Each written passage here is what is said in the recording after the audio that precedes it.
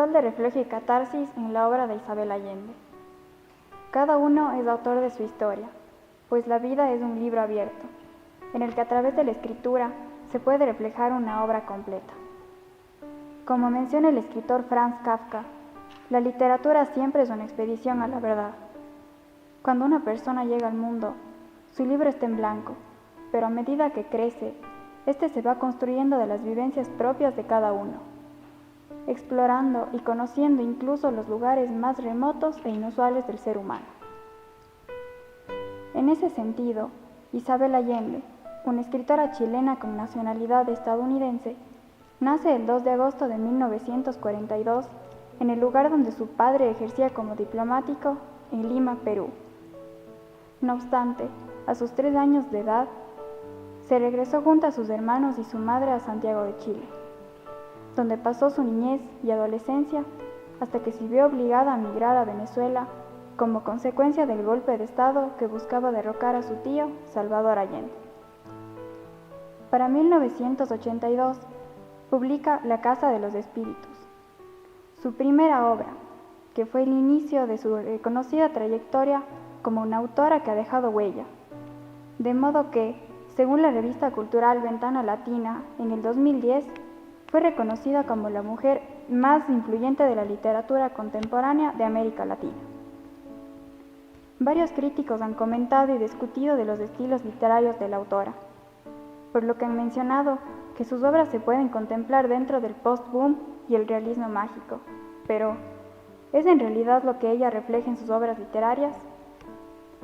Allende ha escrito libros que se caracterizan principalmente por reflejar ciertos rasgos de su vida personal, y más aún los que han tenido un impacto significativo. Y en efecto, en una ocasión, en una entrevista que realizó la revista cultural Ventana Latina, comentó que ella tiene una peculiaridad que la convierte en una autora destacada, y es que en gran parte de sus obras incluye en su narración sus propias vivencias, y las describe con los sentimientos inherentes a ellas. Por lo tanto, se infiere que su estilo literario no se reduce únicamente a los dos mencionados con anterioridad, sino que las obras, en su mayoría, son de género autobiográfico. Es entonces de crucial importancia definir a la palabra autobiografía dentro de la literatura. Esta se comprende como la búsqueda del yo, lo que quiere decir que es un acto de interiorización a la propia conciencia, con el objetivo de encontrar el llamado átomo social y describir rasgos característicos propios. No obstante, se le han atribuido nuevos conceptos, hasta que finalmente se ha definido la literatura autobiográfica como una dimensión subjetiva, en la que se deja de lado el cerrarse a describir únicamente hechos históricos, y se enfatiza en los sentimientos propios, llegando así a quienes lo leen. En concordancia con lo discutido previamente, es posible afirmar que la obra de Isabel Allende representa su propio ritual de reflejo y catarsis, en el cual, a través de sus personajes, conecta historias y de esa forma construye su vida. No es pertinente continuar sin antes explicar lo que se comprende como ritual de reflejo y catarsis. Se los entiende como recursos narrativos. En el caso del reflejo, supone un acto de descarga personal mediante los personajes que se asemejan a la autora. Asimismo, estos son parte del ritual de catarsis, en el que simbólicamente se liberan sentimientos y se genera una especie de purificación psicológica.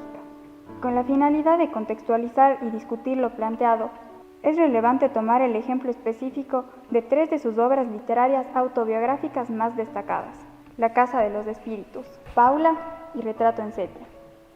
En estas, se evidencia con claridad la cercana relación que existe con la vida de la autora, y a su vez, de las personas que la han rodeado desde su niñez.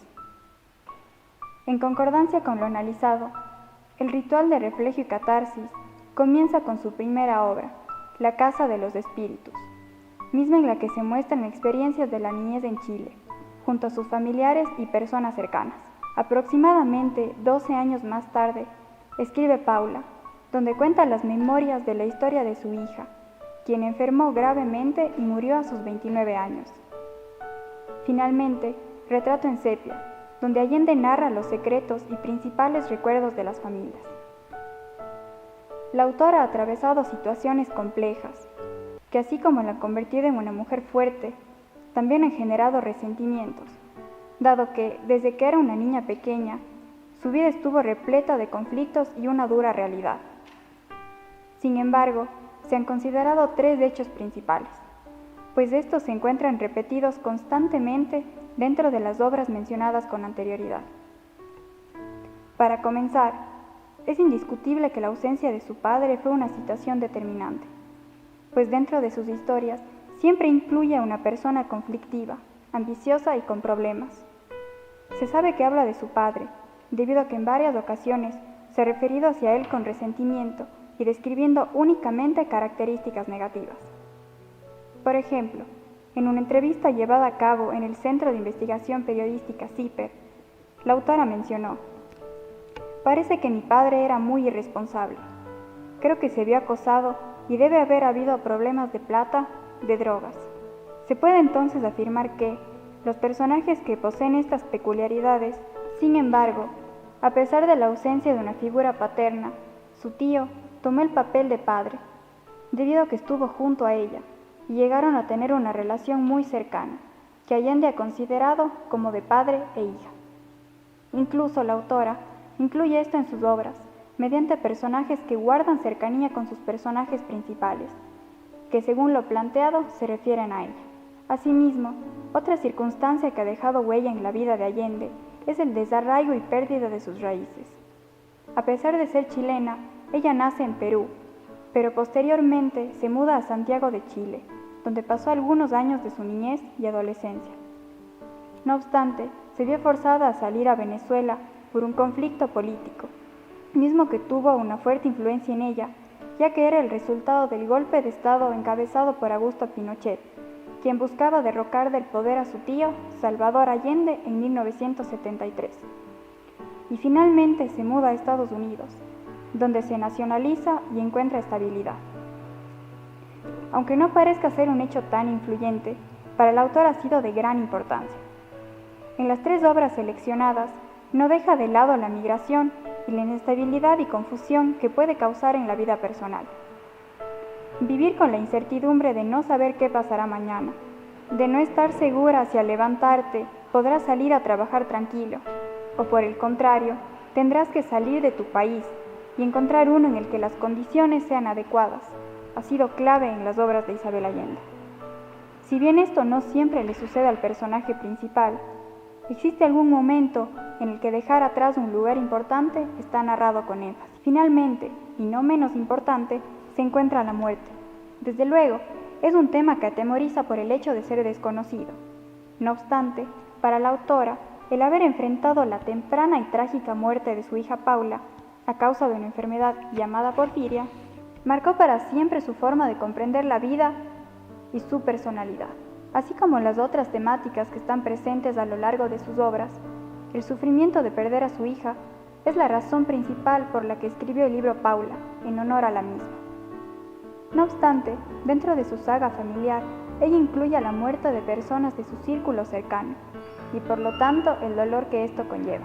En definitiva, Isabel Allende trata de conectar sus obras, ya que de esa forma pretende continuar contando la historia de su vida, con el objetivo de cerrar círculos, de sacar sus resentimientos, para así poder purificar su interior y completarse mediante la construcción de sus personajes principales. Incluso, ella en una ocasión mencionó: "Escribí esa memoria con lágrimas, pero fueron lágrimas sanadoras". Es entonces posible constatar que Allende ha encontrado la literatura como la forma de sacar de ella su sufrimiento y dolor. Ser un ícono de la literatura femenina de América Latina no es algo que se otorga de un día para el otro. Entonces, ¿qué es lo que le convierte a Isabel Allende en la escritora que es? Con relación a lo analizado, es evidente que el ritual de reflejo y catarsis realizado por Allende es posible como consecuencia de las duras situaciones y pérdidas y sufrimientos por los que ha pasado, pues estos son el material principal para escribir sus historias. El poner énfasis en contar su vida, sus experiencias y más que nada en sus pérdidas personales, la convierte en la escritora que es hoy en día.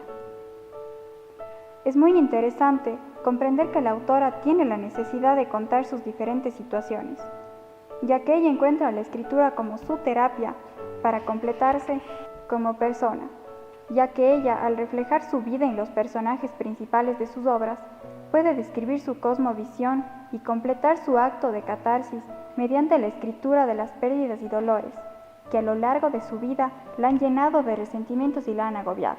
Es entonces que se puede afirmar lo que en un inicio se mencionó. Las personas son un libro en blanco, y en este caso, ¿qué mejor ejemplo que Isabel Allende? Una autora que ha atravesado por tanto en su vida, y que no lo ha dejado solo en ideas, sino que lo ha expresado a través de sus obras, siendo ella el personaje principal y dueña de su historia.